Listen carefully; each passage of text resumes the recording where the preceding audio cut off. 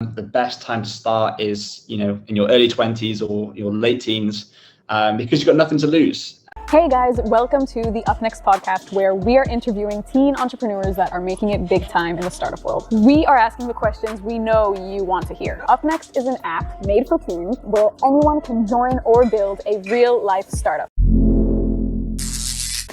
Our guest today is Dan Swygart, age 25, from the UK. He is the founder of an app called Alpacr, which is a mobile platform for sharing and discovering travel and adventure. He founded this company at age 22.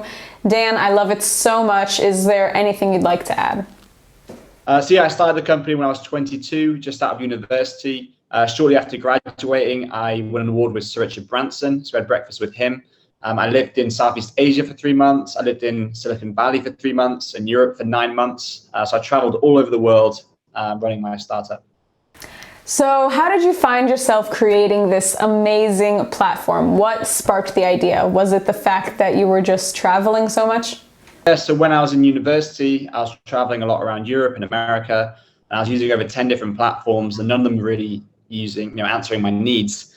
So therefore, that's when the first idea came. And then once we started building the platform, more ideas came until we got to where we are today. Who do you consider your first mentor, and what did they help you go through? Was it someone new in your life? Yeah, I've had quite a few mentors, but Richard Branson's up there with, he helped quite a lot when we have breakfast with him.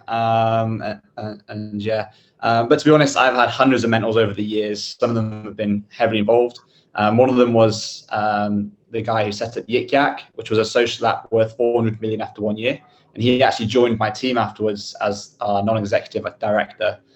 So he's definitely been a huge influence on helping myself and the team. Well, meeting and knowing all of these new people is always such a help moving us forward. How much time did it take for you to build the first version of the product that you launched?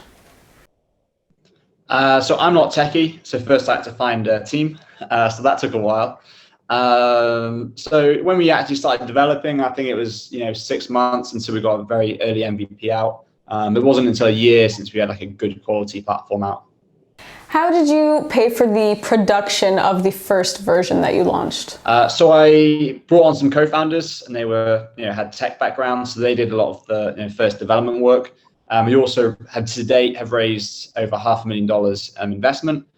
So we used most of that actually on product development as well.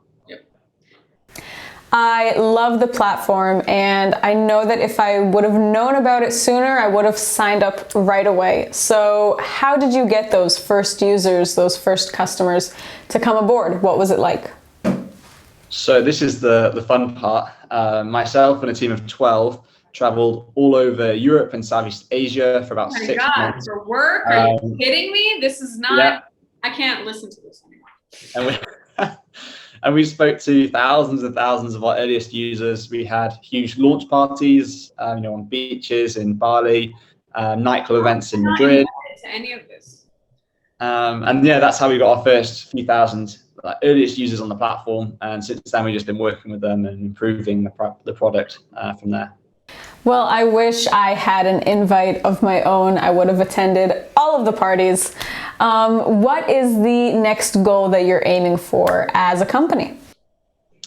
We're actually pivoting quite significantly. So we started off being purely sort of social networking based, and our aim was to build up and sell to Facebook. So we built up our network over there in Silicon Valley. But now we're pivoting more towards the travel industry head on. So we're currently integrating over 35,000 tours into the platform for our users to book. And we're using machine learning to target that to user interests, so you can discover the best in the world for you. So that's what we're launching now, ready for the end of COVID in the next few months. I am sure that everyone is waiting to use the app again and leave the house regardless. So what is a real fail moment that you can tell me where you made a mistake? How did you fix it? What did you learn from it?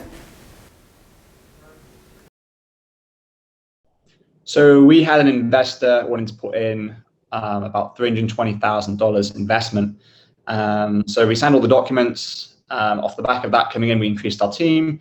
I was then out in Southeast Asia for a few months, and we thought this money was going to come into the bank. But after 2 weeks, after a month, after 2 months, 3 months, it just never came in. Even though we were working with our government, their government, our lawyers, his lawyers, we kept constant communication, but it never came in. So our bank account hit zero. I then had to borrow $30,000 to pay my team. I took out a credit card, used that to fly to Silicon Valley. I stood in Silicon Valley with a sign saying we're raising investment. I then networked really high. I networked really high in Silicon Valley. So met Rich Page, one of the guys who set up Apple with Steve Jobs. I was living in a garage out there. I could hardly afford food. I remember going to the supermarket, paying with my card, thinking it was go red. So yeah, and then at the end of 3 months, we raised investment, and I flew home with the money in the bank. So that was the hardest thing I've ever come up with in my life. I am so happy to hear that there was a happy ending to that story. Okay, so what are 3 traits that you look for in a business partner, co-founder type of person? Good question. It's always good to hire or have a co-founder who fills the skills gap you don't have. So mine would be tech related because I'm not a developer. So I've got 2 co-founders. They're both very genius in tech development, software development. But I think if you're founding a company, there's 3 most important people you need.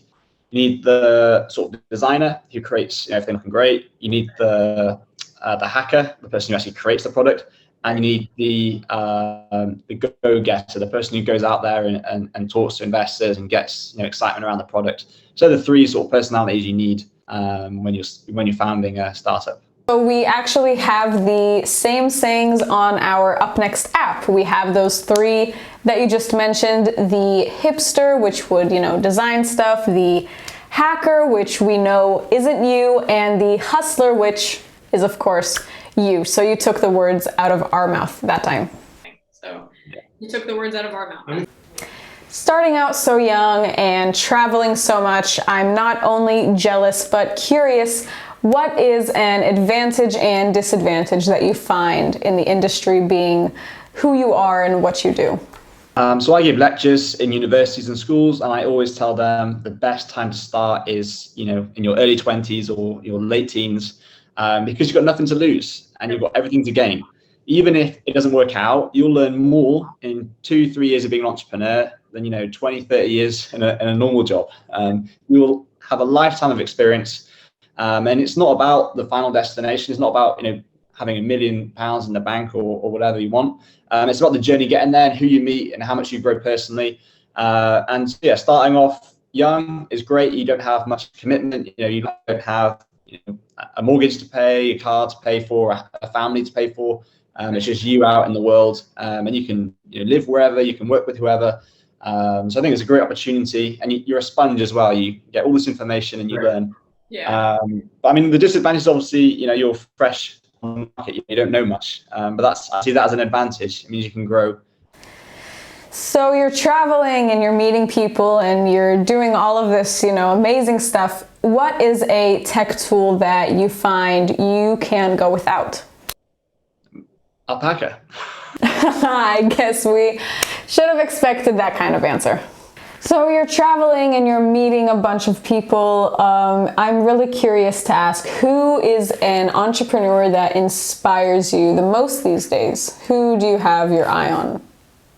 I'm always changing. I'm reading new books, listening to new podcasts, and it's always changing. But I think the biggest influence on me has been from Silicon Valley. Like Reid Hoffman, the guy who set up LinkedIn and PayPal. Absolute genius guy. I love reading his books and listening to his podcasts. Masters of Scale is one of his podcasts. He interviews all the top CEOs around the world. So yeah, he's probably the most influential. Yeah. Okay, great. So what single piece of advice do you have to give to all the teens listening out there? I've got many, but the top one or top few, one is just to go out and do it. So many people come to me with great ideas, but the biggest thing which sets you apart from being successful is actually going out and doing it. So just take that jump, just put one step in, then the next, and just keep moving forward. But so many people have great ideas, but they just don't commit to it. So my biggest advice is just do it. There's nothing to lose. You've just got everything to gain. Even if it doesn't work out, you've learned so much. So just do it. Yeah. That is very true, just to go out there, give it your all. Okay, so how important, in your opinion, do you think it is for young entrepreneurs to take part in social change when creating their business? Today, very important.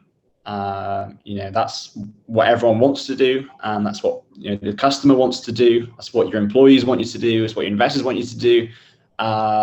So I think almost every company needs to do that in some way, shape, or form. Obviously, sometimes it's quite hard, but there's a lot of things you can do to help out the world and to make the world a better place. I think that's what entrepreneurs go out to do anyway. They go out to create a product or a service which helps the world and benefits the world. So obviously, if you make that sustainable and environmentally friendly and everything else, then obviously it makes the product and service even better. So.